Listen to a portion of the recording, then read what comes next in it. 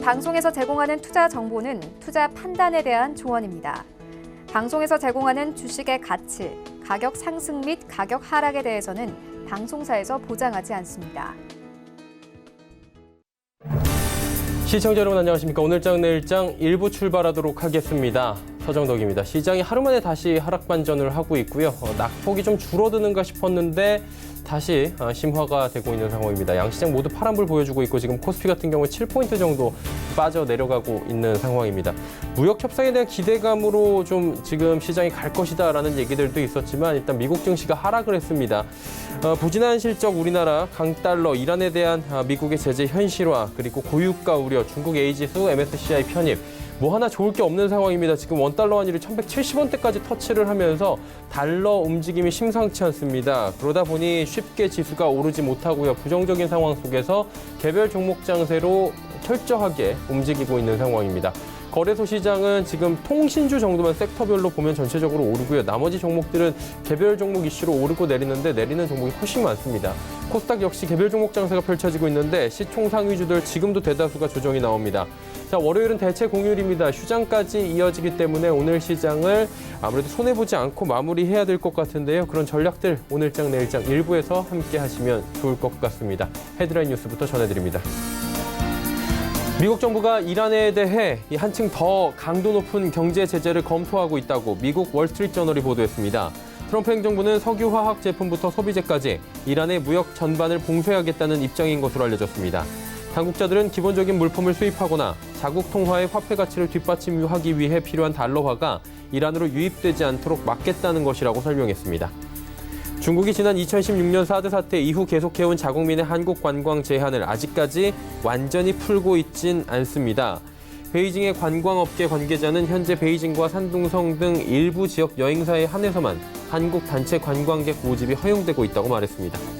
2차 전지 사업을 하고 있는 SK와 LG의 계열사 사이에 인력 빼가기 갈등이 갈수록 격해지고 있습니다. SK이노베이션은 인력 빼가기를 통한 기술 유출 의혹을 제기하며 미국 법원에 소송을 낸 LG화학에 대해 법적 조치를 하겠다고 맞대응을 경고했습니다. SK이노베이션은 LG화학에서 이직한 연구원들은 자발적으로 온 것이라고 다시 한번 강조하며 음해를 멈추지 않으면 법적인 조치 등을 포함해 모든 수단으로 강력하고 또 엄중하게 대처하겠다고 밝혔습니다. 대한항공이 다음 달부터 국내선 운임을 인상합니다. 대한항공은 6월 1일부터 국내선 일반석 운임을 주중, 주말, 성수기 모두 평균 7% 올린다고 밝혔습니다. 다만 제주를 오가는 김포, 부산, 광주 등의 노선은 선호시간과 일반시간으로 구분해 일반시간 운임은 동결하고 선호시간 운임만 인상하게 됩니다. 증시 흐름 이어갑니다. 코스피가 2200선이 지금 무너져 있는 상황입니다. 14포인트가 넘게 빠지고 있는데 하루간의 흐름 정리해 보도록 하겠습니다. 자, 코스피 보시다시피 2210포인트부터 쭉 빠져내려와서 2193까지 조정을 받고 2200선 부근까지 다시 올라가는가 했는데 다시 맞고 내려오네요. 지금 2198, 2200선에서 한 1, 2포인트 정도가 계속 모자란 상황인데 수급 주체 확인해 보도록 하죠. 자, 수급 주체 보시면 개인 외국인이 사주고 있고요. 기관이 파는데 기관의 매도 물량이 무려 3,122억 원 나옵니다. 전주책 팔고에 연기금, 금융투자 투신할 것 없이 다 팝니다. 시총 상위주들 확인해 보도록 하죠. 삼성전자 빠지고 SK하이닉스 빠집니다. 그리고 현대차, 셀트리온까지 모두 조정이 나오고 있는 상황입니다. 다음 살펴보도록 하죠. LG화학은 오랜만에 반등이 좀 나오는 가운데 현대모비스, 삼성바이오로직스, 포스코, LG생명까지 지금 시총 상위주들 대다수가 조정 나옵니다. 11위부터 15위 종목들은 어떨까요?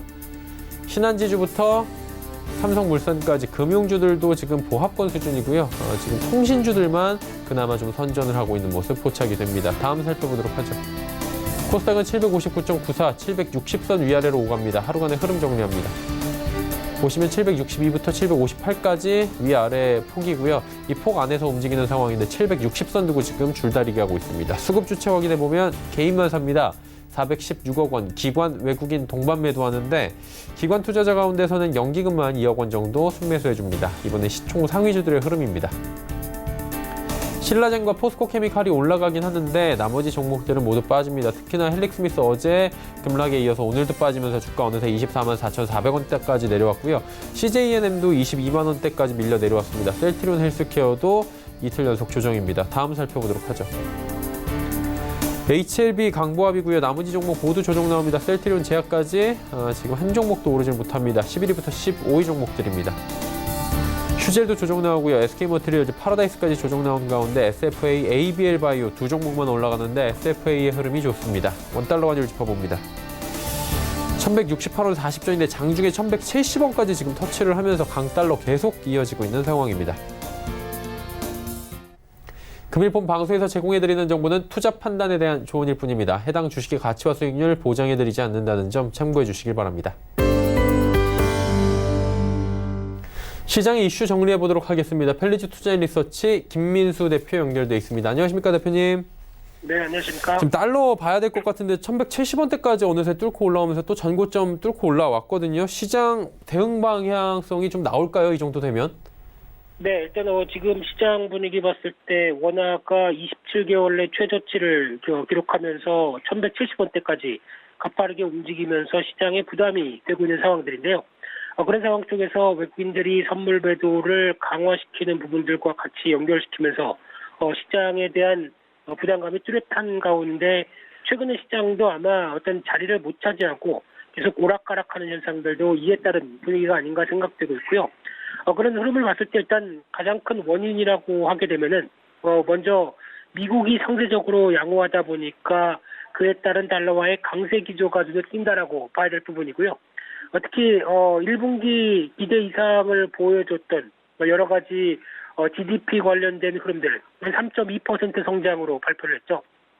그런 차원과 함께 기업 실적 같은 경우도 최근까지 발표되는 수치를 보게 되면은 일단 어떤 팩트셋 기준으로 봤었을 때 한 4% 정도 작년 동기 대비해서 하락하지 않을까라는 쪽으로 봤었는데 오히려 한 전년 동기 대비 2% 이상 상승하는 모습을 봤다라는 쪽으로 기업 실적들이 양호하다라는 데 무게를 두고 있고요. 그런 관점 쪽에서 일단 2분기에는 여전히 잘 나왔던 서프라이즈를 기록했던 GDP가 아무래도 2%대로 다시 회귀할 가능성이 높다라는 관점 쪽에서 바라보고 있는 상황들인데 그와 관련돼서 달러와 강세가 멈출지는 조금 더 시간이 필요하다고 봐야 될 것 같고요. 또 하나 중국 관련돼서 부양책에 대한 약화 흐름들이 나오기 시작하면서 중국 중심의 신흥국에 대한 경기 우려감이 다시 커지기 시작한다고 봐야 될 것 같고요. 또 하나 대표적으로 최근 들어서 동향을 보게 되면 아르헨티나나 터키 같은 쪽이 즉 어떤 통화가 약세로 가기 시작하면서 부담에 대한 요인들이 뚜렷이 나오기 시작한다는 부분들도 같이 동반적으로 나오고 있는 변화인데 특히 중국 같은 경우는 일단 인민은행 통화정책위원이 경기부양보다는 개혁이 필요하다. 그래서 올해 확장세를 보이겠지만은 고성장 추세로는 돌아가지 못할 것이다. 라는 언급을 보게 되면 아무래도 지금 최근에 발표된 제조업 PMI도 마찬가지겠지만 기준선 위쪽에는 있어도 추가적인 빠른 확장세로 들어가는 데는 부담을 보이고 있다라는 관점들이 눈에 띈다고 봐야 될 것 같고요. 또 하나는 원화의 약세 자체적인 모멘텀이 더 중요한 관점 쪽에서 한국 경제지표의 부진을 꼽을 수가 있겠죠.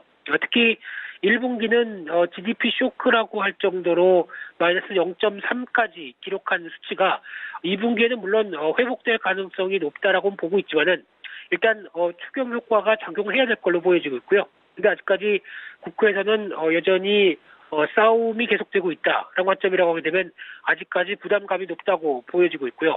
게다가 설비 투자 중심으로 빠른 회복세는 벌써부터 약 한 5분기 이상 설비 투자에 대한 부진이 이어졌던 흐름인 만큼 회복은 제약적일 가능성이 높다라는 관점 쪽에서 또 하나 4월 수출도 부진했었죠. 그런 관점 쪽에서 5개월 연속 마이너스를 보이고 있는 수출 동향 쪽에서 일단 감소폭은 많이 둔화가 돼서 빠르면 5월이나 6월쯤에는 플러스 반전도 기대할 수 있겠다라고 보여지고 있지만 이는 아무래도 반도체에 어떤 키가 달려있다라는 관점 쪽으로 봤을 때 조금 더 확인이 필요하다라고 하게 되면 아무래도 지금 같은 변화를 봤었을 때 추가적으로 오늘 발표될 미국의 고용지표까지 확인하면서 달러와의 강세가 계속 되는지를 지켜볼 필요는 있겠다라는 쪽으로 보여지고 있는데 특히 단기적으로 강화된 모멘텀들 대부분 외국인들의 4월 배당 송금이나 노르웨이 국부펀드 관련된 한국 채권 매도가 어느 정도 끝나고 나게 되면 약간 원화의 자체적인 약세 모멘텀이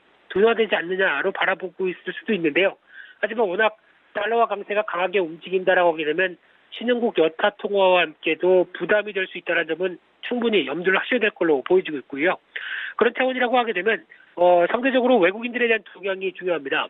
특히 외국인들이 지금 흐름으로 봤었을 때 거의 현물을 강하게 매도하지 않는다. 이쪽은 그나마 잘 버틴다라고 볼 수 있는데, 그러나 반대로 보게 되면 선물 매도를 강화시키면서 지금 리스크 관리를 한다라고 보여지고 있는데, 4월 중반부터 선물 누적 순매도를 보게 되면 약 한 2만 5천 개 이상 들어오기 시작하면서 일단은 선물로 매도를 하면서 리스크를 해치하겠다는 입장인데요.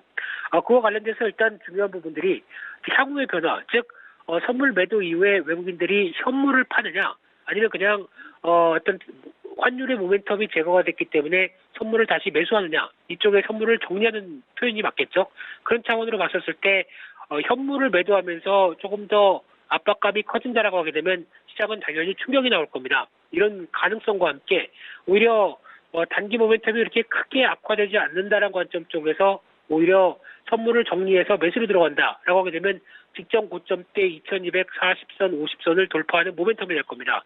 이런 어떤 단기적으로 변곡점에 위치한 상황 쪽에서 환율과 함께 외국인들의 동향들 계속 주목해야 될 걸로 보여지고 있는데, 적어도 환율이 1145원대 이상으로 이쪽까지 내려와서 변화가 보이기 전까지는 여전히 어떤 부담 요인들은 계속 돼 있다. 이런 관점 쪽에서 바라보셔야 될 걸로 보여집니다. 환율과 관련된 이야기 상세하게 한번 들어봤습니다. 그리고 최근에 뭐 시장 자체가 정상적이지 않다라는 얘기가 나오는 게 테마별로 움직임이 너무나 빠르기 때문인데, 최근에 뭐 시장 주도하고 있는 테마나 전략들 좀 짚어주시면 어떨까요? 네, 표로 이쁘게 정리해서 한번 말씀을 드려보고 싶은데요. 무엇보다 실적이 가장 또 바탕이 된 흐름이었다라고 하게 되면 어닝 시즌답게 발표했던 실적 기준으로 주가에 대한 동향들도 같이 움직인다고 봐야 될 것 같고요. 그런 관점 쪽에서 시장이 변동성이 증가하다 보니까 약간 개별 종목 쪽에서 포인트를 찾지 않을까로 바라보고 있는 게 지금 시장의 변화라고 보여지고 있는데요. 대표적으로 실적을 잘 발표했던 자동차와 자동차 부품주 낙폭을 한 2년 동안 키웠기 때문에 그에 따른 어떤 실적에 대한 자신감이 주가에 끌어올림의 이유가 된다는 쪽으로 보여지고 있고요. 또 하나 환율이 이렇게 움직이다 보니까 환율 효과가 기대되는 의류 패션 쪽 양호한 모습들이고요. 또 하나 정부와 삼성전자가 육성 의지가 강하다는 차원에서 이 메모리 반도체주에 대한 시각들도 양호한 모습들이고요. 그 밖에 미국의 인프라 확대 25년 동안 2조 달러를 투자하겠다라는 관점 쪽에서 인프라 수혜에 관련된 종목들도 움직이는 경향으로 보여지고 있고요. 또 하나 5G 관련주도 계속 시장에서 부각을 받고 있습니다. 정부 주도의 투자를 확대한다는 얘기까지 가세되면서 어떤 실적에 대한 기대감이 높다는 관점들이 높여지고 있고요. 또 하나 4월 수출 동향 쪽에서 나왔던 여러 가지 흐름들을 분석해보게 되면 의료기기나 전기차 쪽에 대한 시각들이 상당히 기대가 높다는 쪽인데, 특히 전기차 같은 경우는 아직 강하게 부각은 받지 않는다고 하더라도 삼성 SDI가 외국인들이 꾸준하게 매수한다라는 부분들은 4월 수출 동향에서 벌써 작년 동기 대비 140% 이상 수출이 증가했다는 부분들이 모멘텀으로 작용하지 않을까 바라보고 있는 상황들이고요. 그 밖에 조선주도 작년부터 이어졌던 LNG선 중심의 수출 증가가 실적에 대한 기대감을 끌어올리고 있다라는 관점적으로 봤을 때 그래도 실적 기반이다라는 관점으로 보게 되면 자동차 조선, 그리고 정부 중심의 육성 기대감이 높은 비메모리 반도체 5G 쪽, 이쪽은 그래도 추세적인 흐름들이 좀 더 이어지지 않을까 그렇게 바라보고 있는 그런 상황들입니다. 네, 테마별로 말씀해 주신 그대로 인용하자면 예쁘게 정리를 해 주셨고요. 전략들 잘 따라가시면 좋을 것 같습니다. 오늘 말씀 여기까지 듣겠습니다. 고맙습니다. 네, 감사합니다. 펠리지 투자 리서치 김민수 대표와 함께 했고요. 이슈 칼럼 이어갑니다.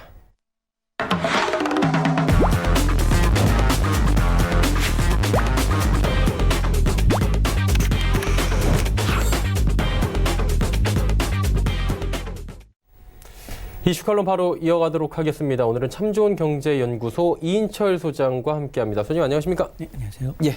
지금 미국 시장이 좀 조정이 나오면서 우리 시장도 휘청휘청하는데, 조정의 이유는 파월 의장의 어떤 분은 배신이다 표현을 하는데, 금리 인하에 대해서 아직은 생각이 없다라고 딱 잘라서 이야기를 하는 바람에 지금 미국 시장도 그렇고 기대감이 좀 많이 낮춰진 것 같은데, 어때요? 이게 어떻게 해석하는 게 맞습니까? 그렇습니다. 이 트럼프 대통령의 압박에도 굴하지 않고 그쵸. 역시 마이웨이를 외치고 있습니다.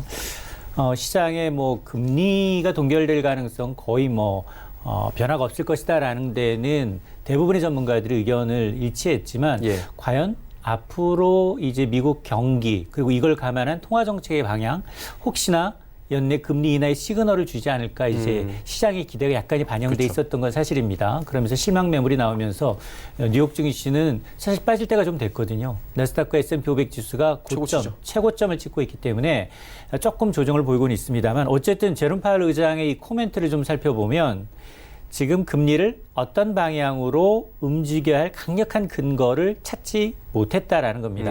그러니까 현재의 정책 스탠스, 통화 정책 방향이 그대로 적절하다라는 의견을 나타냈고 예. 그러다 보니까 이거는 시장이 기대했던 금리 인하론을 일축한 게 아니냐라는 겁니다. 사실 그 5월 FOMC 특히나 이제 3월 회의와 비교하게 되면 이 경기가 좋아진 게 맞습니다. 1분기 GDP 성적표가 우리 2.7에서 2.8을 예견했는데 3% 훌쩍 뛰어넘고 예. 있습니다. 이러다 보니까 지금 뭐 소비도 그렇고요, 고용도 그렇고요. 미국 경기가 좋은 상황에서 금리 인하 시그널을 주기에는 통화 정책을 담당하고는 중앙은행 장으로서는 굉장히 리스크가 크다는 겁니다. 그러다 보니 지금 뭐 이 낮은 인플레이션에 대해서도 굉장히 일시적인 현상이다라고 얘기를 하고 있고 현 상황에서 금리 동결 기조가 이 적절하다라는 건데요. 따라서 앞으로 아마 연준이 입에서 파월 의장의 입에서 금리 인하 가능성을 언급하기는 굉장히 쉽지 않아 보입니다. 그러니까 이런 걸 감안하게 되면 연내 미국은 금리를 현 수준에서 가져갈 가능성이 굉장히 높다는 겁니다. 결국에는 독립기구로서의 그런 마지막 체면치레는 했다라고 지금 표현이 될 것 같아요. 그러다 보니까 금리 인하를 뭐 대통령이 시키라고 지시한다고 해서 지금 경기 상황은 그게 아니다라는 건데 미국은 경기가 좋아서 금리 인하를 할 필요가 없지만 우리나라 상황은 정말 다릅니다. 지금 GDP 쇼크가 1분기에 나온 상황이고요. 그러다 보니까 강하게 기준금리 인하에 대한 필요성은 제기가 되는데 이주열 하는 총재 얼마 전에 아닙니다라고 또 못을 박았어요. 이게 어떻게 해석하는 게 좋을까요, 이 부분은? 우리나라 한국은행의 이제 총재는 예. 늘 후행적이었어요. 미국이 먼저 움직이고 난 다음에 그걸 보면서 통화 정책을 변경을 했습니다. 네네. 그러니까 이제 뒷북 금리 인하다, 뭐 실기했다 이런 얘기가 나오는데 이주열 총재 역시 비슷합니다. 지적하셨던 것처럼 미국은 경기가 너무 좋기 때문에 금리 인하 타이밍을 뒤로 가져가도 되지만 그렇죠. 우리는 만에 하나 2분기까지 마이너스로 나오면 정말 우리가 걷고 싶지 않은 길을 가야 합니다. 경기 침체라는 표현, 리세션이라는 이 침체 국면에 들어가기 때문에 선제적 통화정책 대응이 굉장히 절실합니다. 그럼에도 불구하고 지금 이주열 한국은행 총재는 올해 우리나라의 성장률 전망치를 낮추면서도 그리고 거듭해서 이 시장에는 금리 인하는 지금 검토할 사안이 아니다. 그리고 상저하고 오히려 상반기 이 경기가 이제 바닥을 찍고 특히나 2분기에 바닥을 찍고 볼 것이다. 하반기부터는 점진적으로 개선될 것이다라는 기조를 일관되게 유지하고 있다는 예. 겁니다. 자, 그러다 보니까 지금 그 시장에 이제 이 기대치를 조금 하회하는 경제 성적표가 나오면서 그래도 이주열 총재가 약간의 입장 변화는 나타나지 않겠느냐라고 했음에도 불구하고 거듭 강조를 하고 있습니다. 그러나 외국계 IB들의 시각은 다릅니다. 확연히 다릅니다. 그쵸. 지금 1%대 성장 전망이 뚝뚝 날아지고 있거든요. 예. 노무라 증권은 1.8%, 1.5% 성장까지 나왔어요. ING의 경우에는. 예. 자, 이런 걸 감안하게 되면 외국계 IB의 경우에는 한국은행이 올 연말까지 금리를 한 차례 더 인상을 하고 내년 상반기에 또 인하할 수도 있다는 얘기까지 나오고 있거든요. 그러다 보니까 만에 하나 미국은 계속해서 금리를 이제 연내 동결이 유력한 만큼 이제 선제적인 방향으로 이제 한국 경제를 부양하기 위해서는 추경 말고는 굉장히 불안하다. 추경을 갖고 경기를 커버할 수 없기 때문에 통화 정책과 재정 정책이 시너지를 이루기 위해서는 한국은행이 연내 금리를 한 차례 정도 선제적으로 인하할 수도 있다라는 이제 분석이 나오고 있는데 과연 이제 2분기 성적표가 관건입니다. 예. 정말 우리가 제로 성장 마이너스 이하로 떨어져서 리세션이라는 표현을 쓴다면 그거는 통화 정책을 실기했다는 비판을 명키 어렵기 때문에 네. 2분기 경제 성적표를 확인할 필요가 있습니다. 결국에는 지금까지 뭐 매일 뒷북으로 미국이 움직이면 움직이고 그러다 보니까 금리 역전도 지금 발생을 한 건데 선제적으로 움직이기 지금 좋은 시점이 왔고 2분기 성적표를 봐야 될 시점이다라고 짚어주셨습니다. 그건 그때 가서 한번 봐야 될 것 같은데 한국거래소 코스피 상장사들의 뭐 PBR이나 펄을 지금 발표를 했는데 당연히 뭐 낮아졌겠죠. 코스피 PBR도 지금 굉장히 낮다는 얘기들이 나오고 있는데 결과 어땠습니까? 그렇습니다. 이게 선진 시장과 비교해 보면 현저하게 낮다라는 완전 게 저평가잖아요. 그렇습니다. 저평가돼 있다는 게 근데 늘 저평가가 돼 있어요. 그렇죠. 그 저평가의 기준을 뭐로 삼느냐? 이제 PER, 그 PBR, 주가 수익 비율과 주가 자산 비율로 예. 보는데 자산 전체를 팔아도 주가 수준이 밑돌고 있다 그러면 상대적으로 기관 투자가들의 경우에는 아주 수동적으로 기계적으로 매매를 하게 돼 있습니다. 그럼에도 불구하고 지금 이 한국거래소가 밝힌 우리 코스피 시장의 전체 이 시장 수익률을 좀 밑도는 정도로 순자산 비율은 1배를 밑돌고 있다. 0.95배를 기록해서 전부 청산가치 아래로 지금 떨어져 있다라는 건데요. 1년 전만 하더라도 1배가 넘었습니다. 그러다 보니까 현저하게 우리가 지금 다른 나라, 미국과 중국 증시가 오를 때 같이 못 올랐어요. 그렇죠. 그리고 이제 조정받을 땐 같이 받고 있습니다. 예. 이러다 보니까 상대적으로 좀 저평가돼 있다는데 이런 건 세계 증시와 비교해도 현저하게 나타나는데요. 미국이 순자산 비율, PBR이 한 3.4배 정도 됩니다. 예. 그러니까 지금까지 한 10년, 11년 동안 거의 조정가운 조정을 받지 않고 올라왔기 때문에 그렇고요. 네. 일본 니케이 지수도 1.3배. 그렇게 짜다 그러는데도 일본도 이러네요. 그렇습니다. 예. 그리고 이제 영국이 1.7배. 그래서 이 선진 23개 대표 지수의 평균이 2.4배인데 우리는 0.95배니까 절반 이하로 지금 저평가돼 있다라는 겁니다. 특히나 업종별로 좀 살펴보게 되면 17개 업종 가운데 10개 섹터에서 PBR 1배를 밑돌고 있는데 자동차 업종 대표적으로 은행 업종, 철강 업종 그리고 기업별로 좀 살펴보게 되면 한전 그리고 하나금융지주, 포스코 등이 PBR이 0.5배 이하인 굉장히 저평가된 주식으로 분류가 되고 있습니다.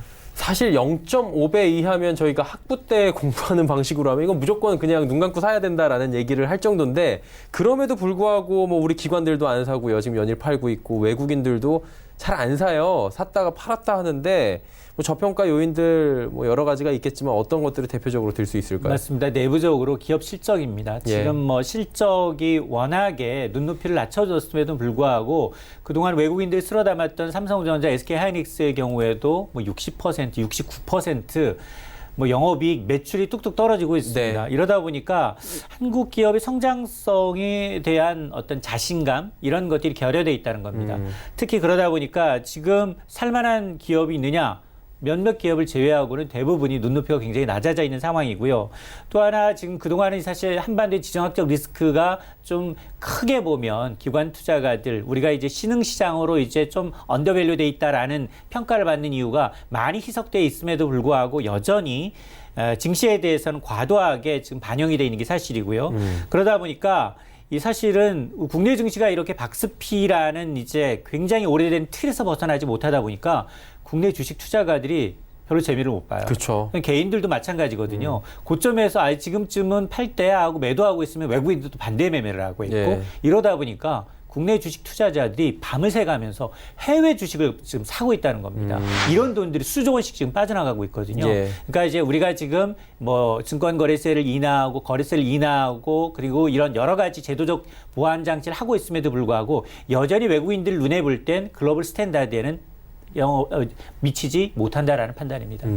그리고 뭐 몇 년 전에도 대한민국 증시의 가장 큰 리스크는 그 4세 경영, 3세 경영 오너 리스크들이 굉장히 크다라고 하는데 최근에도 기업 가치를 일부러 뭐 떨어뜨렸다는 의혹을 받는 경우도 있었고요. 이런 부분도 분명히 한 축을 작용을 하는 것 같은데 그렇다면 이게 장기화되면 될수록 우리 시장에는 악영향 아니겠습니까? 이게 어떤 영향을 줄까요? 사실 지난해만 하더라도 증권사들은 코스피 3000 시대를 연다. 박스피 상단을 네. 탈피했고 그래서 이제 굉장히 국민 소득과 더불어서 성장률에 대한 기대감이 있었는데 지금 경제가 너무 급속히 빨리 식고 있습니다. 경제가 식고 있다는 건 기업의 어떤 성장 돌파구를 찾지 못하고 있다는 거고 뭐 그런 일환으로 지금 뭐 이 삼성전자의 경우에도 지금까지는 하지 않았던 비메모리 분야까지 어마어마하게 투자를 하고 있고 예. 정부 역시 이 부분에 대해서 굉장히 그 미미한 시점임에도 불구하고 기업과 손을 잡는 그런 모습을 보여주고 있습니다.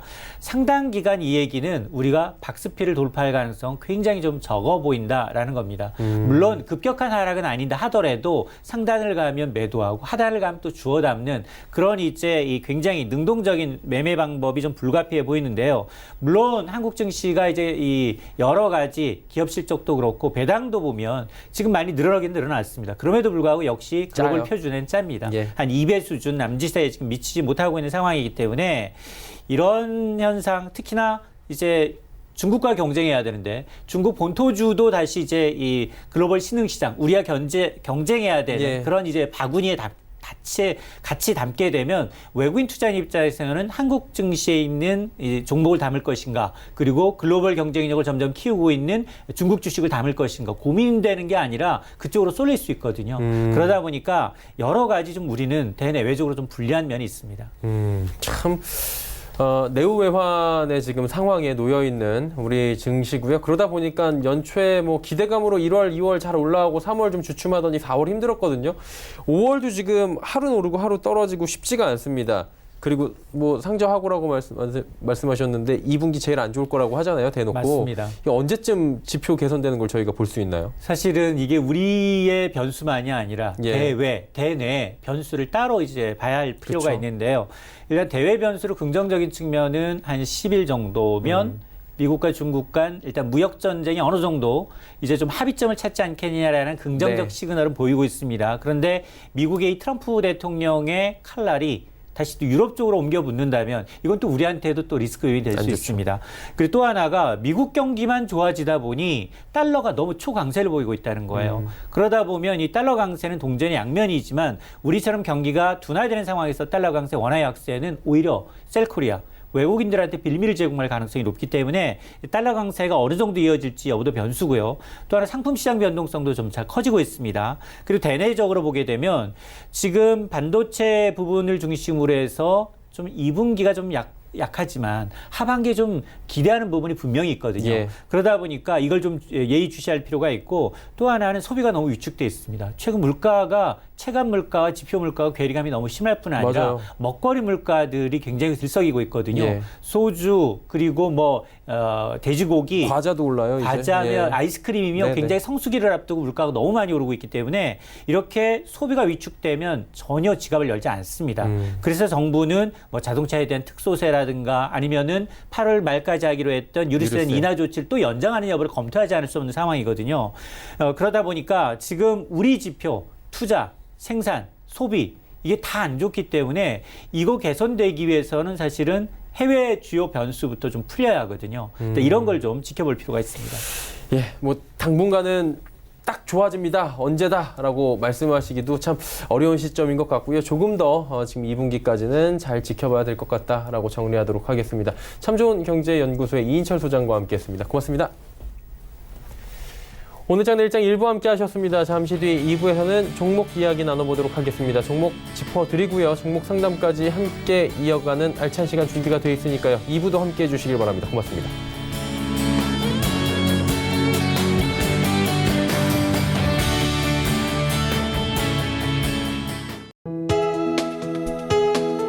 본 방송에서 제공하는 투자 정보는 투자 판단에 대한 조언입니다. 방송에서 제공하는 주식의 가치, 가격 상승 및 가격 하락에 대해서는 방송사에서 보장하지 않습니다.